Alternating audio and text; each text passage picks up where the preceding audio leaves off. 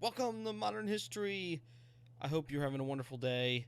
Today we are going to be discussing the lead up to the Second World War, and that's kind of what this chapter is about. So we're going to be spending quite a bit of time on this. Now, I'm not going to be talking too long because there's a video that I really want you to watch by John Green dealing with Russia. And Russia is just such a complicated situation that I want to be there present when we discuss it. So, anyways, I hope this is just a super interesting chapter because it explains and puts things into context and for why the Great War or why World War II happened. So I'm going to first deal with England and France. I'm going to be very quick with them. I am expecting you to read through the chapter, answer the section review on page 549. So please do that. I'm expecting that of you. So with that being said, please when you do it, turn it into your tray, your fourth tray. It'll be due tomorrow. So about England and about France. So what as we've so far we've looked at the first Great War, and then we kind of looked at America during the Great Depression, and I think I emphasized enough that the Depression wasn't just in America, it was around the world. Okay, so England, to kind of generalize this time that we spent like a month on in class for America, to kind of generalize it quickly for England, they win the war, they come home, and everyone's broke, right? They feel like they should, they won. They should be celebrating, but instead they're penniless, and you know things aren't so great. And the country itself is somewhat on a decline. They actually started giving up their territories, and understand the English people held great pride in their empire. In their empire, they could no longer afford it, so they end up letting territories have independence, and the English giving people freedom was demoralizing. So they didn't like it so much. Another maybe keynote is new parties emerge in England because there was great unrest. There was political instability, and so you had different parties emerge. And one that is still very powerful and prominent today, the Labour Party, forms. France is even worse off, right? Because France kind of got the biggest. I don't say the biggest blow. I mean, really, it was Russia that got the worst of it in the Great War. But France, much of their country was laid to waste by the Germans. Right? They financially they were torn to pieces. They were really, really dependent on the German reparations that, as they came, but France had to quickly pay back America for the loans that they had received during the Great War. So France was really struggled to kind of get on her feet, right? And so there is this. The best way to generalize France during the end of the Great War to the beginning of the Second World War is they lived in a state of paranoia, right? They were never really able to financially recover. There's complete political instability, and they live in a constant state of fear. In fact, they spend a great amount of resources building these underground, elaborate defense systems that never go to use, because when the war actually happens, the Germans just go around them. So yeah, they spent all this money on this elaborate defense system that they thought would prevent the Germans from invading, and of course, as you know, that just doesn't happen and doesn't work. They do make some treaties and alliances with people like Romania and Czechoslovakia and Yugoslavia, but really it's a sense of false security. They're just trying to get friends, just in case Germany attacks, just like they did, before the Great War. Obviously, they didn't learn anything, and but once again, it really doesn't end up making any difference. Man, I am like dying of thirst. I think it's like dry in my house. It's got like mucus, I feel like, in the back of my throat. I don't know. Anywho, So I'm not going to talk about the United States because I feel like I've done that already in the last chapter. So I really want to maybe shift focus and discuss Italy and Germany. You're going to watch a video on Russia, and then when I'm back with you, we will discuss Russia and Japan.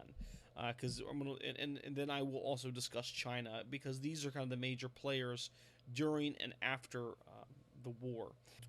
What we see is this is a time period called, or kind of phrased in your book, and in several books actually. It's not, your book didn't come up with it, but the time of tyrants, because Italy gets a tyrant, Japan gets a tyrant, Russia gets a tyrant, Germany gets a tyrant, China gets a tyrant. People are just tyrant and happy. You know, people picking up tyrants on the corner, whatever, right? So tyrants are just in, right? So there is some common characteristics that these tyrants followed. Um, One was the use of propaganda, right? And we've looked at propaganda, and we've seen the strength of propaganda. The it's very handy to deceive people using media, right? So, um, this propaganda was used to promote the ideas and the programs of the state, and to cause people to, um, I don't say idolize the state, but in a sense, that's kind of what it was. So, one of the common characteristics was the use of propaganda. That's number one, the use of propaganda. Secondly, almost all of them would have a secret police system, right? That would arrest or assassinate anyone who opposed the state, anyone who spoke out against the state, right? Not a good day to be a libertarian in Italy or Germany, right? So there was this, almost all of them have a secret police system. Um, Thirdly, there is an emphasis on the goals of the state rather than upon individual rights or concern. So, in other words, you are not what is important, it's the state that's important, right? You are, maybe the best way to put it is, I don't say you're not important, but it's kind of like a machine, right? The machine is a machine is only good if all the parts are working properly, right? If I have a machine, a bolt by itself doesn't really serve any purpose. It's not worth much. But if you put a bolt in a machine, and that helps the machine work, well, now the bolt has a greater purpose, and it serves. It finds its true meaning being a part of the total machine that is the state.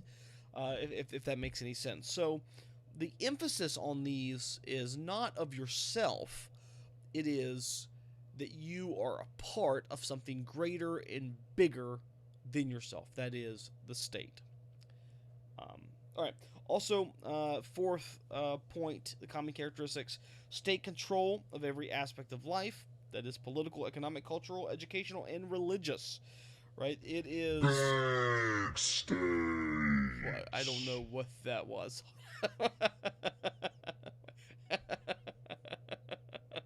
I'm sorry.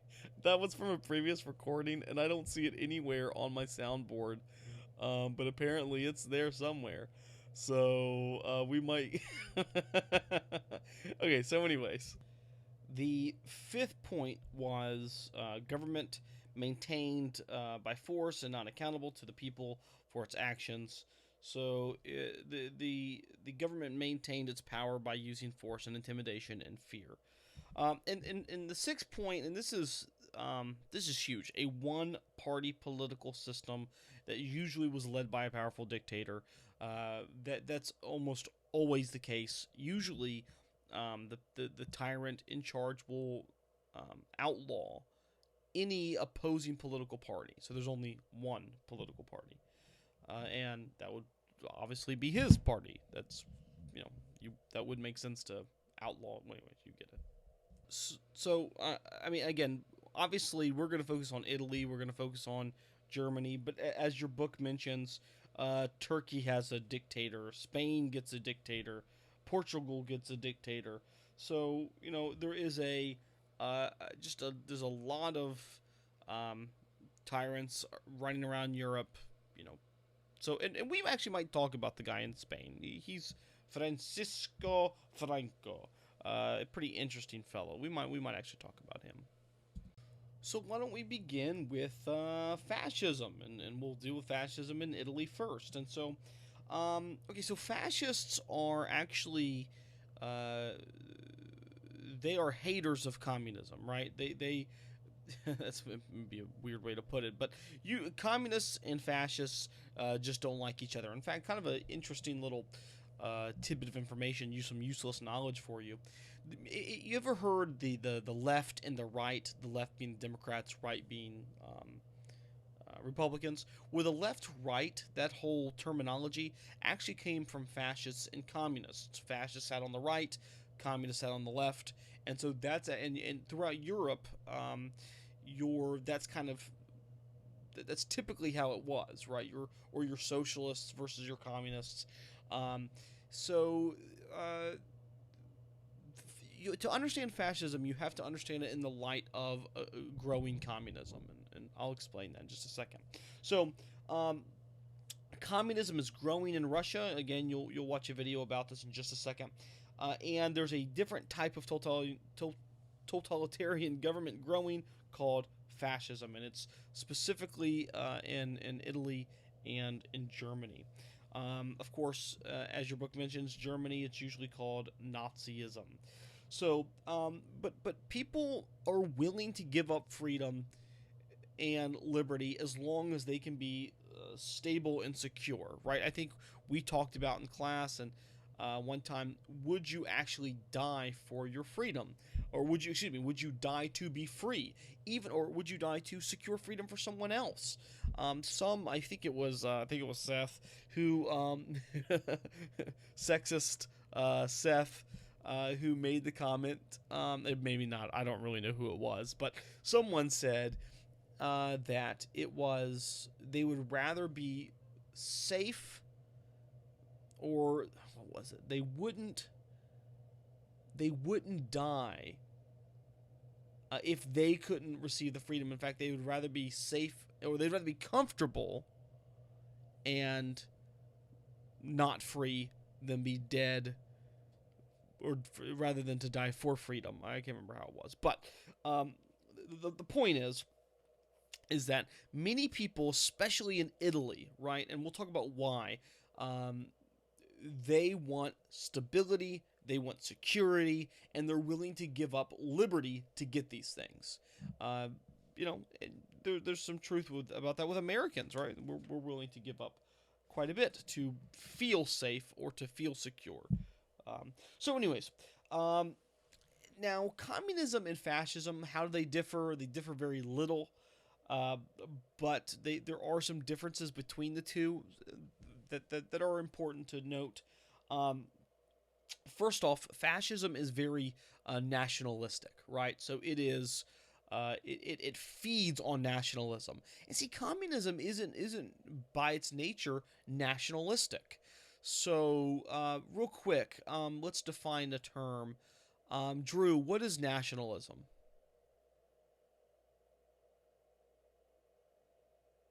Lindsay, was he right? Or Lindsay, was he right? You don't know? Do you know? No? Yeah? Well, anyways, you all can determine if he was right or not. So nationalism, right?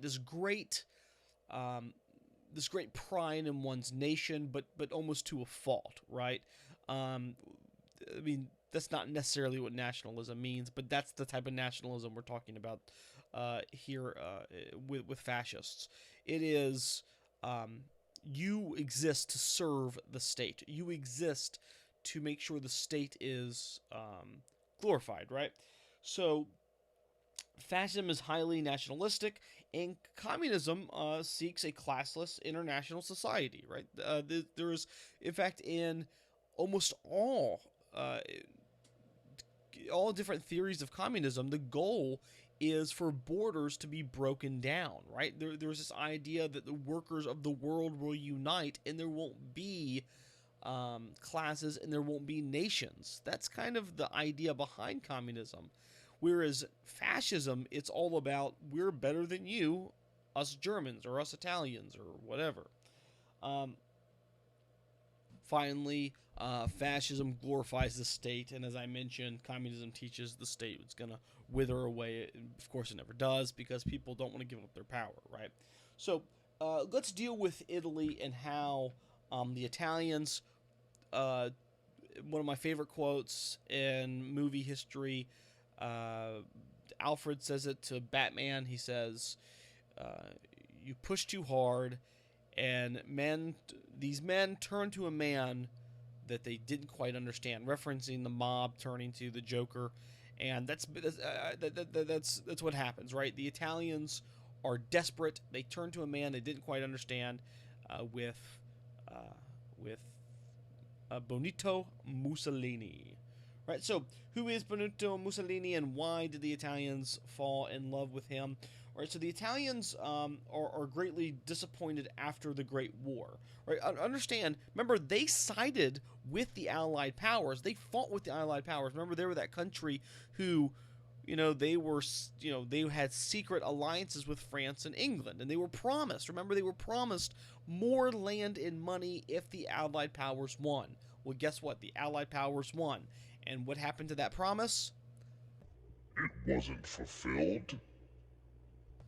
That's correct. You're right, deep voice person. It was not fulfilled at all. In fact, it was complete and forgotten about by the British and the French, and the Italians were kind of left out in the cold. The Italians lost over 500,000 men in the Great War, right? And in England and France, they received territory from Germany, they received territory from Turkey. The Italians received nothing, and they were promised that they were going to get land and money for their efforts, and they didn't get anything. Whoa, whoa, whoa, whoa, whoa, whoa, whoa, whoa, whoa, they got nothing? They got nothing, you're right. Nothing. Absolutely nothing. That'd be so crazy.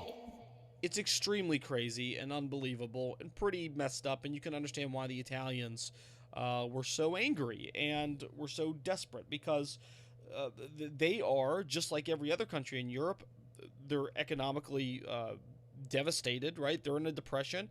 They didn't get what they were promised. They're somewhat pushed aside, while France and now look, France and England aren't, as we talked about, they're not, in knees to their knees in gold or anything, but still they got some land, they got something back, and the Italians didn't get anything. So here you got this guy with a really cool name, Benito Mussolini, who comes along and promises, that they're going to be strong. They're going to, who's going to build a great military and make them strong, and that's going to acquire colonies just like England and France and all of them. They're going to, he's going to expand their borders. He's going to cure everybody's, unemployment, and people fall in love with that. And most people, again, weren't fascists in Italy, but they liked what he was saying, and they bought into it. I'm hungry. Yeah, me too. So in essence, what happens, he gets a lot of support. Thousands of his followers march on Rome and demand to the king, Victor Emmanuel III, to appoint Mussolini premier of Italy, to make him, in essence, the new leader of Italy. And the king's like, well, okay, fine. Boom, new leader. And of course, he does what all good tyrants do, right? He begins to remove his people who did not support him or really were neutral towards him from their office. He puts nothing but fascists in government, and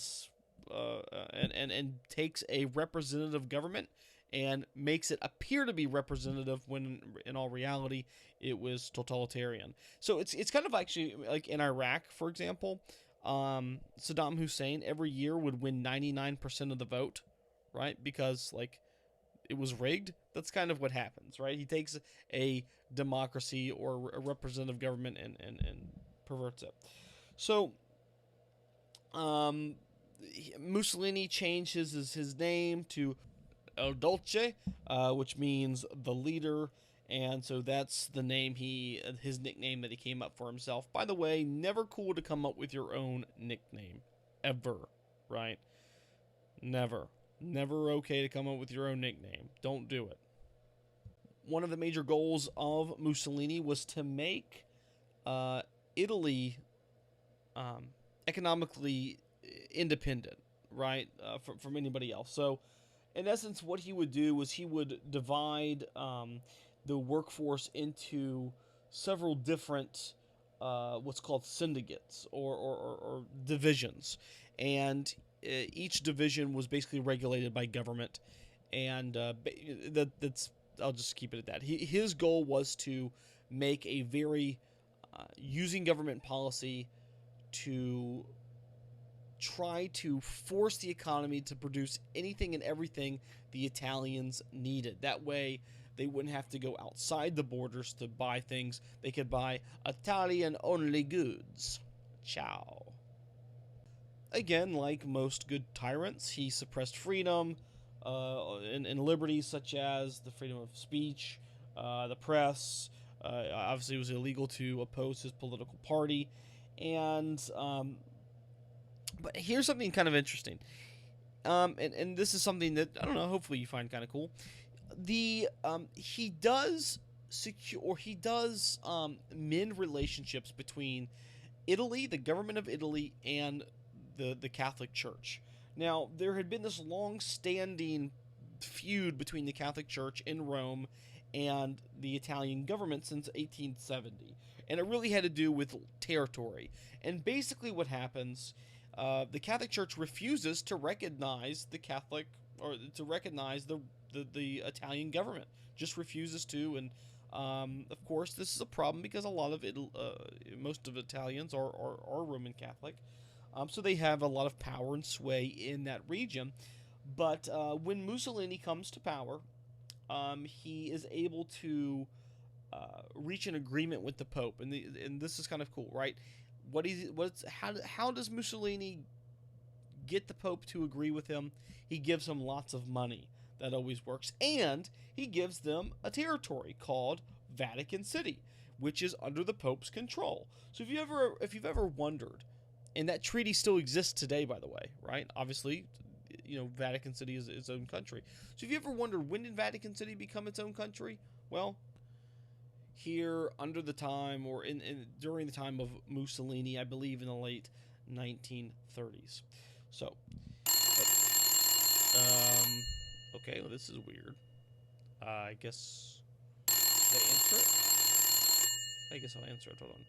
Hello? Hello? Oh. It's Mussolini.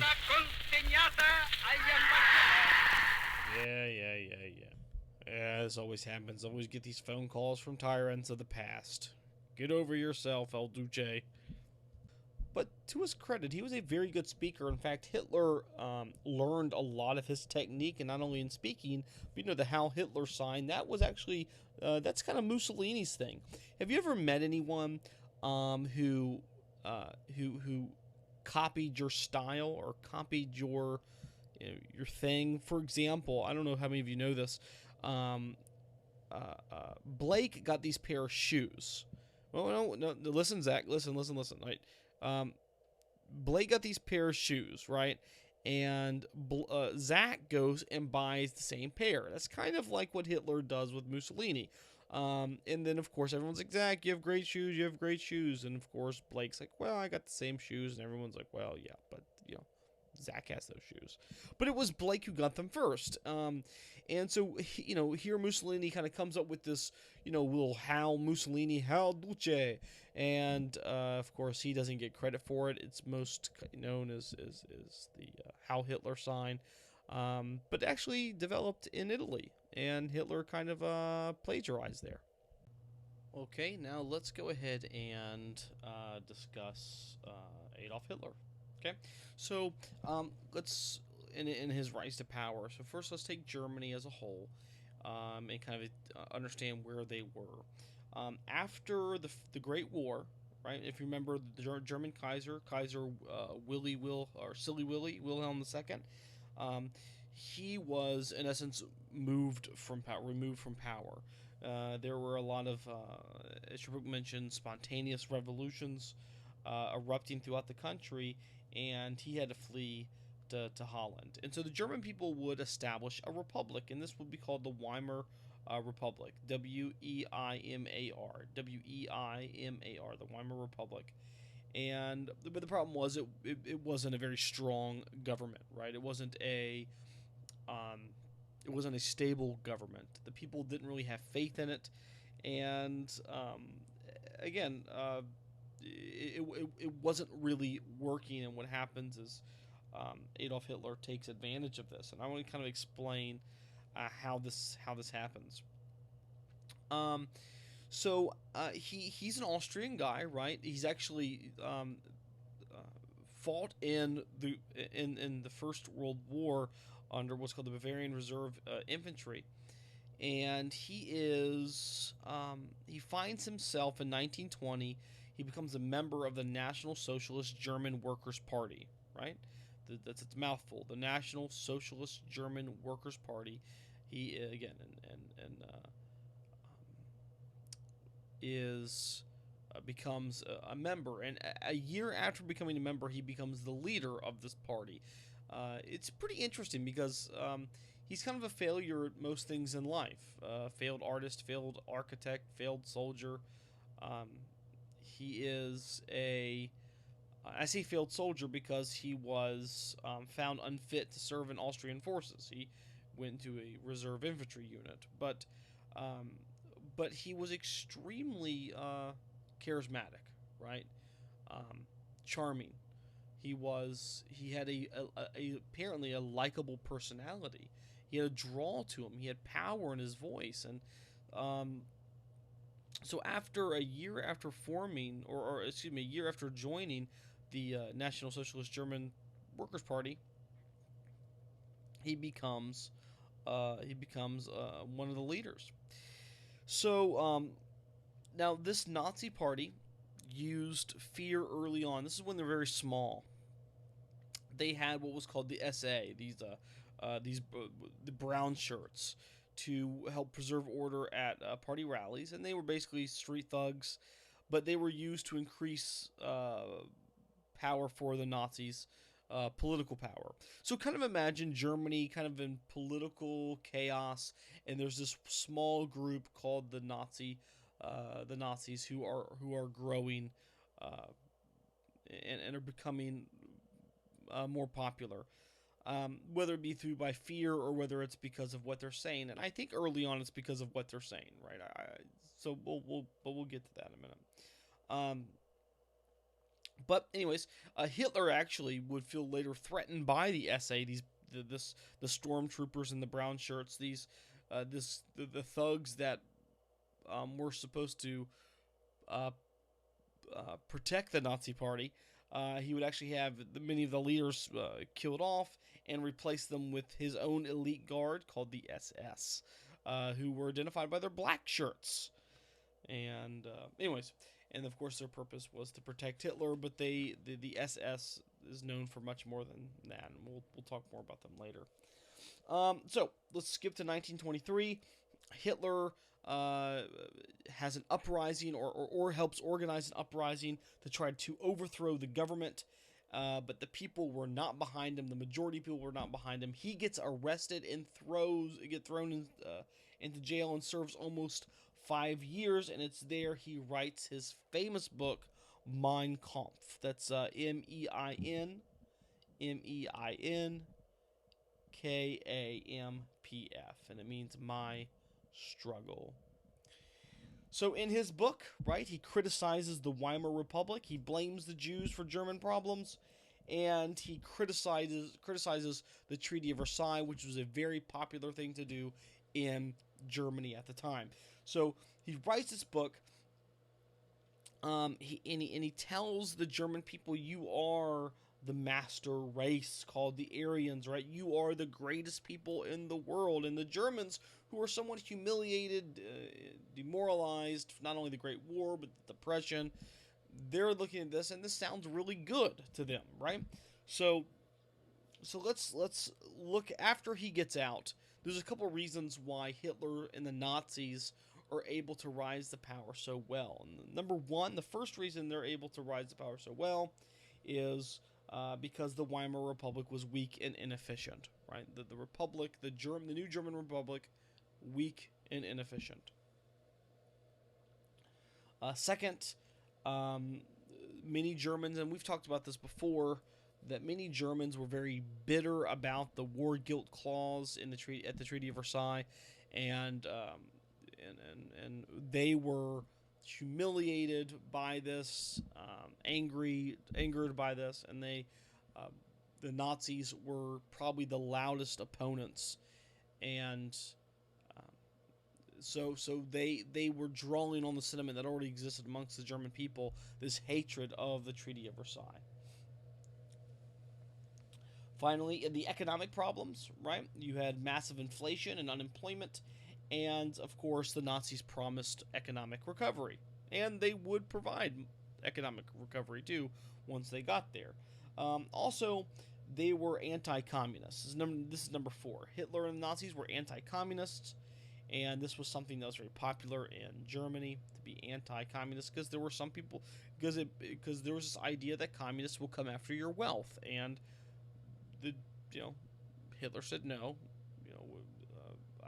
we were against that, and so they felt somewhat protected by the Germans, or by the Nazis. Next is Hitler's charisma, or his charismatic personality and his ability to speak. Right. So these are the 5 reasons why the Nazis were able to become as popular as they were so quickly. Now, Nazis, they increased. Now, the worse it seemed the economy got, the stronger and more popular they became, because they could keep making these promises. Like, see, look, your government stinks. Turn to us, and we'll make everything better. Now, I'm not going to go all into the details of how he becomes chancellor, but in essence, because of his popularity, a guy by the name of Paul von Hindenburg, who is a political figure, asks or appoints him as chancellor, right? Appoints him as chancellor, and you can read more about it in your chapter. I encourage you to do so. And once he is made chancellor, him and the Nazis go to work, right? They use propaganda, violence, and threats to accumulate and keep power. They would create mass hysteria towards the communists and towards Jews, because they would say, look, they're plotting against you, they're plotting against Germany.